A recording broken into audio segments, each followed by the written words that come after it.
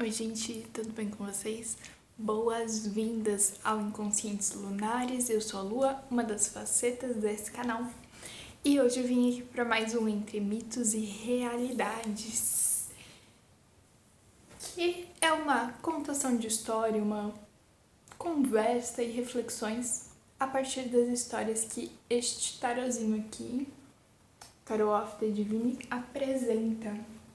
Então, eu não trago aqui uma reflexão a respeito do tarô e dos arcanos, é mais sobre o mito e o que eles contavam, o que eles contam e as inspirações que a gente pode retirar disso, né?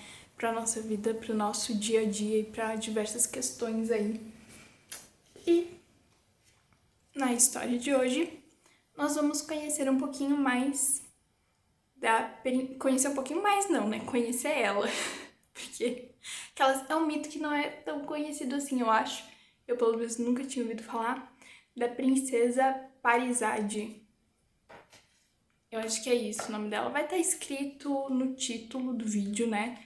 Porque, assim, eu vou contar pra vocês. Tem cada nome, Parizade. Exatamente. Eu tô falando exatamente como se escreve, porque a pronúncia provavelmente não é essa. Até porque é um mito persa, né? Enfim, vamos lá. A história começa contando sobre o sultão, que gostava de caminhar pelo reino dele disfarçado, ouvindo o que as pessoas falavam. E às vezes ele escolhia algumas pessoas para realizar as vontades delas. E ele estava passando do lado de uma casa e ouviu 3 irmãs conversando. Uma disse que queria se casar com o melhor padeiro do reino para ter sempre pães gostosos para comer. A segunda falou que gostaria de se casar com o melhor cozinheiro do reino para poder comer qualquer comida gostosa, né?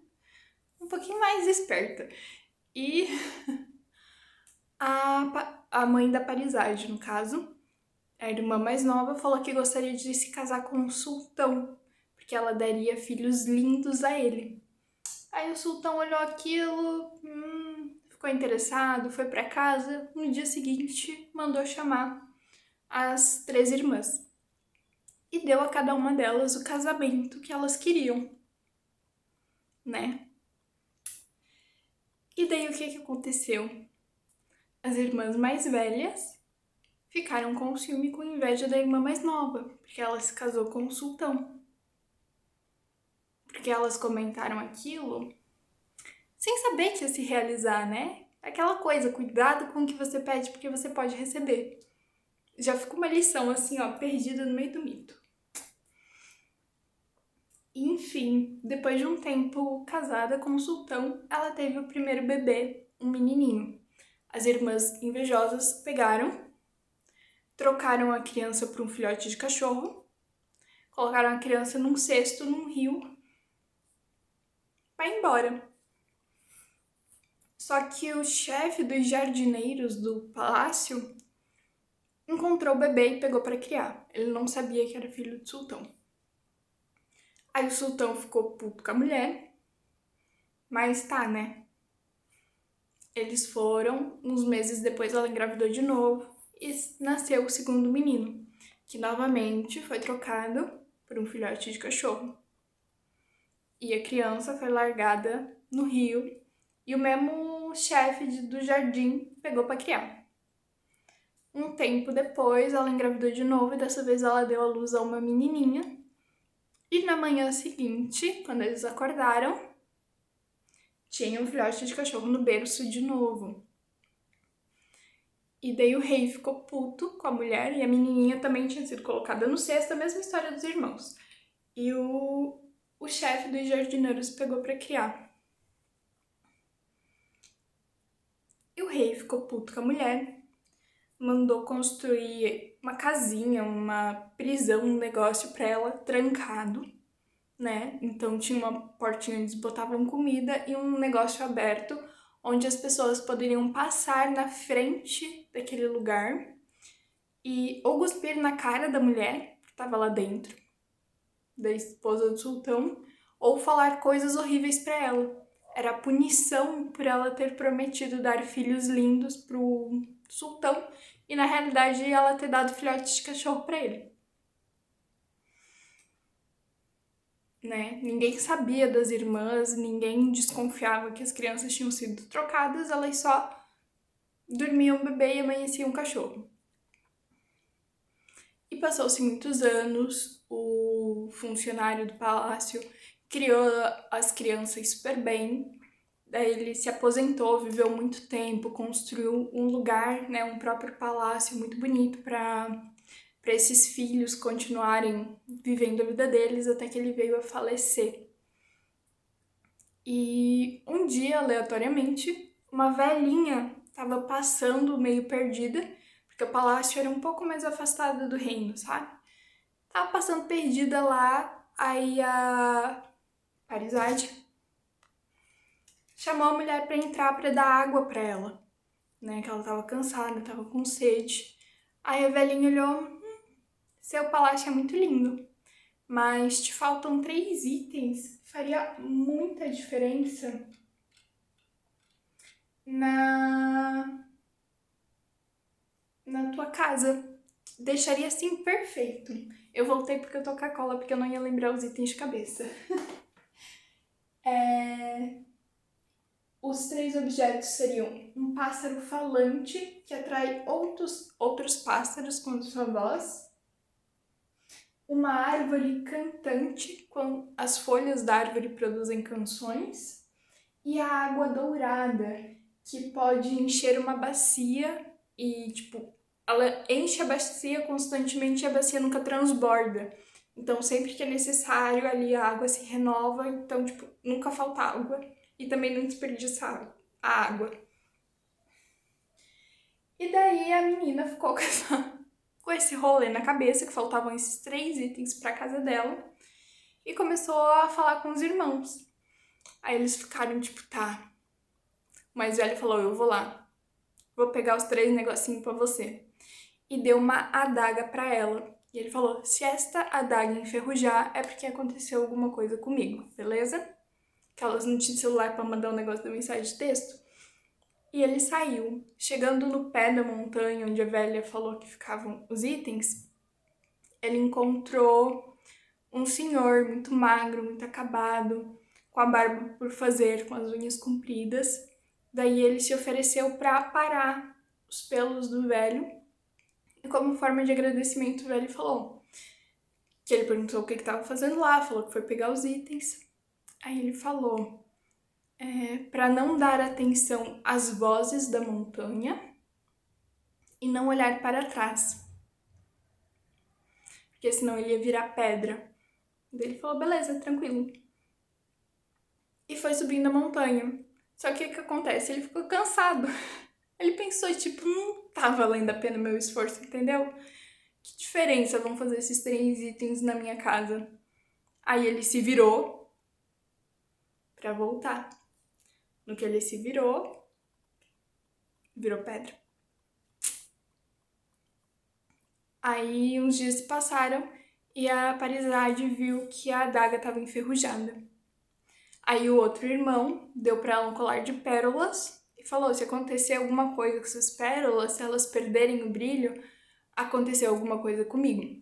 Eu vou lá buscar o nosso irmão, beleza? Aí ele foi, chegou no mesmo lugar, viu o velho, só que esse irmão se ofereceu para cortar as unhas do velho. E ele deu o mesmo conselho, não dê atenção para as vozes e não vire para trás. Ele falou, beleza, só quero pegar meu irmão e ir embora. Subindo a montanha, as vozes começaram a insultar ele, né, falar coisas horríveis para ele, até que ele perdeu a cabeça e foi buscar as vozes para atacar elas. Virou pedra. Parizade em casa, sozinha, viu que as pérolas tinham perdido brilho, não estavam bem. Falou, eu vou ter que ir atrás dos meus irmãos, né? Naquela época, mulheres não podiam fazer grandes coisas. Ela se fantasiou de homem, pegou o cavalo, pegou as pérolas, pegou a adaga e foi.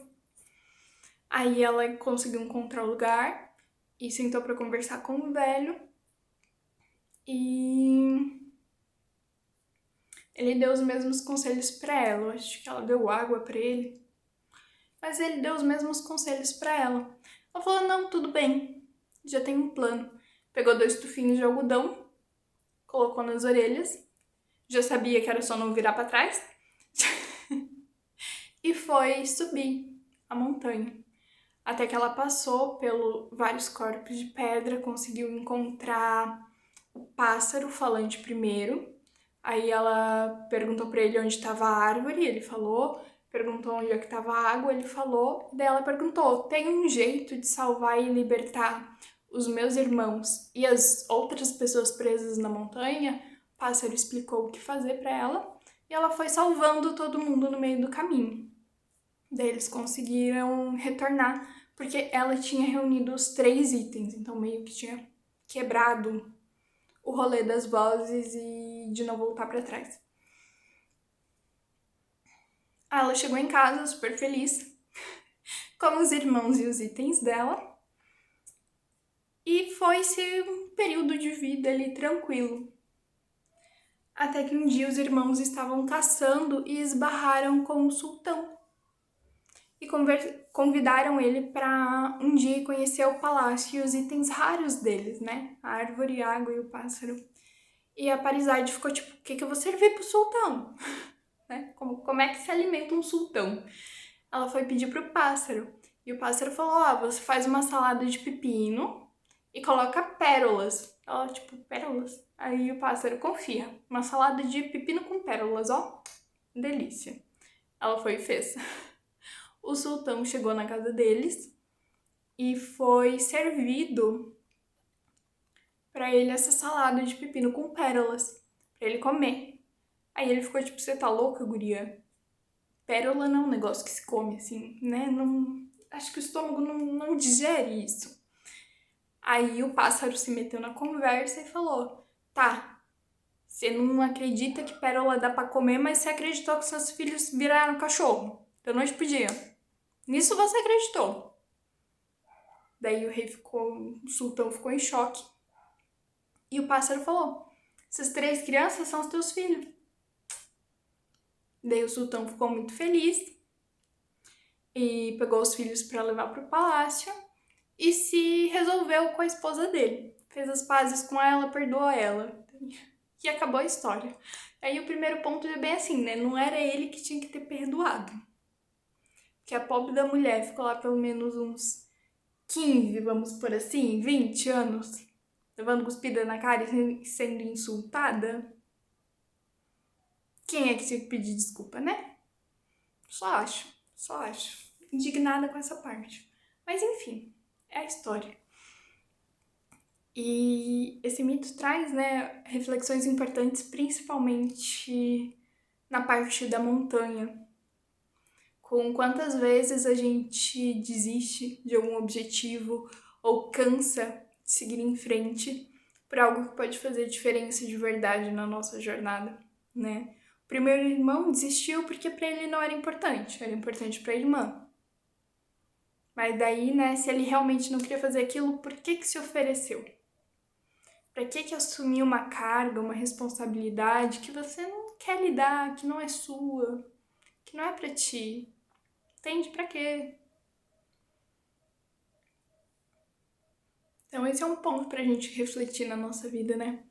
Quais jornadas, quais montanhas, quais situações a gente muitas vezes se coloca por causa de terceiros.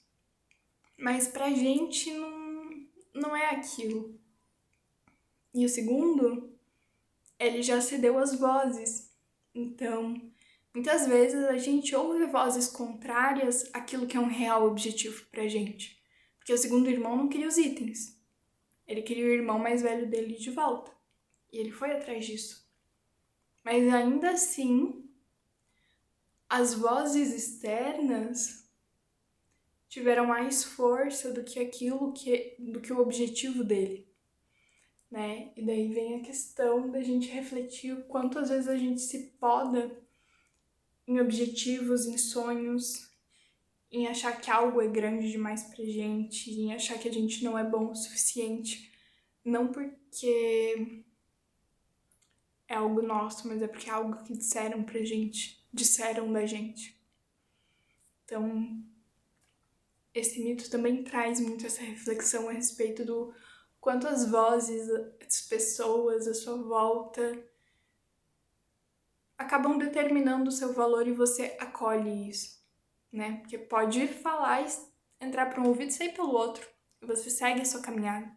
Porque você sabe qual é a sua meta, você sabe qual é o seu valor, você sabe o que você quer fazer, aonde que você quer chegar. Não é mesmo? Então, acho esse ponto muito interessante. E daí a gente vem com o amadurecimento, né? Trazendo na numerologia também, o irmão número 1, né? Ele estava abrindo o caminho.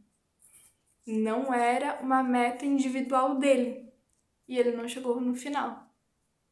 O irmão número 2 foi por esse caminho de salvar o outro, ajudar ao outro, que é uma coisa muito que o 2 traz. Mas também cedeu às vozes externas. E o 2, quando ele está em desequilíbrio, ele pode levar muito a sério a opinião do outro, o que o outro acha, o que o outro precisa. E muitas vezes isso interrompe a jornada dele. E daí a gente vem com a paridade como número 3, esse número de criatividade, de expansão, de inovação, o equilíbrio, né? O fruto da união do 1 e do 2. Então, ela tinha um objetivo dela, que eram os itens. Ela tinha um objetivo comunitário de ajudar as pessoas, tanto é que ela salvou todo mundo que virou pedra naquela montanha. E ela também se permitiu ser criativa e se preveniu, né? Colocando o algodão para não dar espaço para que essas vozes atingissem ela, atingissem os objetivos dela, sabe? Então é muito interessante trazer essa dinâmica, essa percepção, esse olhar, né? E o rei, o sultão, né? Nesse caso, o sultão, o quanto às vezes a gente se deixa levar por algumas coisas que parecem absurdas, né? Quem vê a situação de fora fica tipo, cara, você realmente acreditou nisso? Você realmente deu espaço para essa voz, para essa explicação absurda de que seus filhos viraram cachorro? Ou de que você realmente deu espaço para essa voz de que você não ia conseguir, que você não era bom o suficiente? Às vezes a voz não é nem externa, é interna. Você fica dando bola para isso? Sim. A gente cai, a gente escorrega, é normal, né? Acontece. Mas também vem aí o contraponto, né? De tipo, por que algumas coisas você capta, você pega, porque é mais palpável, porque é mais visível? Como é que você filtra isso que você vai levar como verdade, isso que você não vai levar como verdade, sabe? Por que comer pérolas pareceu tão absurdo e os seus filhos virarem cachorro não? Então, eu vejo que aí também tem aquele contraponto de reflexão interna, de trazer o pezinho pro chão no momento de ápice. Porque se a gente for considerar, né, um possível aspecto, ele estava feliz, ele estava no ápice, ele estava no auge. Era um momento em que os filhos dele tinham nascido. Ele ia ter ali a continuação da sua linhagem, ele ia poder ser pai, ele estava vendo aquela vida que veio a partir da união dele com uma outra pessoa. Então, isso é uma coisa que eu imagino que mexe internamente. E de repente acontece uma reviravolta, então você já tá num ápice de energia e de repente seu bebê vira um cachorro. Você não tá pensando direito. Você tá com as emoções à flor da pele. Você não tá com a cabeça no lugar, né?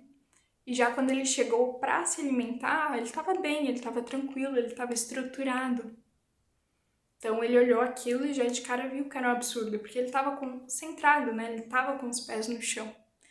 Então esse mito também traz essa história, né? Essa percepção do como a gente reage às circunstâncias a partir do nosso interno. Sabe, às vezes a gente aceita, acolhe, entende algumas coisas que são absurdas porque internamente a gente tá fora do eixo. Seja pro mais pejorativo, negativo, ou mais pro ápice, né? Uma felicidade extrema, uma raiva extrema, levam a conclusões precipitadas. Então volta essa necessidade do centramento, do entendimento, da compreensão, né? E eu acho assim que esses são os 2 pontos principais do mito. Espero que vocês tenham gostado, que tragam uma reflexão aí para vocês. Se quiserem conversar comigo ou com Lua Púrpura, pode ser aqui nos comentários, pode ser no DM do Instagram. Tem o @ do Inconscientes e os nossos arrobas pessoais aqui embaixo no primeiro comentário fixado. E é isso, curtem, comentem, compartilhem. Se acha que a mensagem aqui pode ressoar para alguém, manda para a pessoa. Um beijo para vocês e até a próxima.